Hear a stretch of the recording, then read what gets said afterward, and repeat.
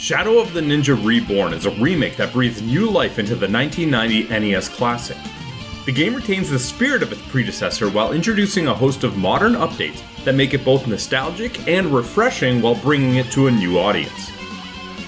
From the moment you boot up the game, it's clear that the presentation will be the absolute best part of the package. The visuals have been upgraded to be more akin to an SNES style game, but with a level of detail that is to be expected from a modern retro game. The vibrant, smooth sprite art is a treat for the eyes, especially in the enemy designs and the various consumable attack animations that make every encounter feel more intense and grandiose.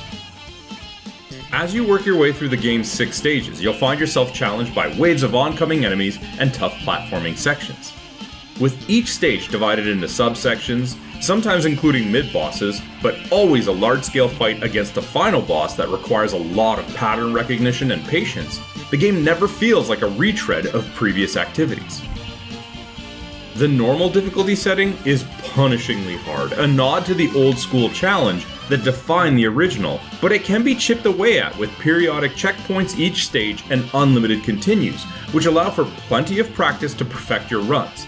And it will take practice. This is NES difficulty at its core.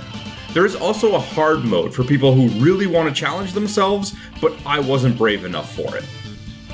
Despite its strengths, the game isn't without its flaws.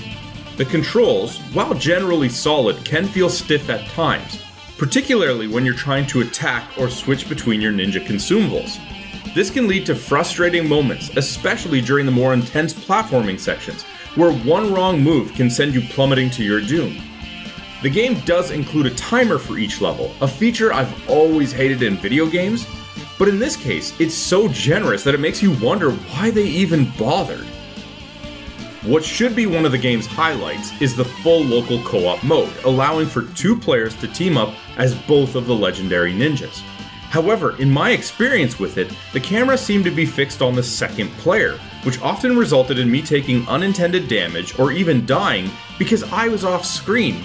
This design choice felt awkward and detracted from what could have been an otherwise seamless co-op experience. Overall, Shadow of the Ninja Reborn succeeds in recapturing the essence of the original while updating its presentation to make it appealing to both old fans and newcomers. Where it didn't make as many updates is in its relentless NES difficulty, which allows for a tough but rewarding journey throughout a beautifully reimagined world for some, and a reason to hang up the controller fairly quickly out of frustration for others. Shadow of the Ninja Reborn earns a 7 out of 10.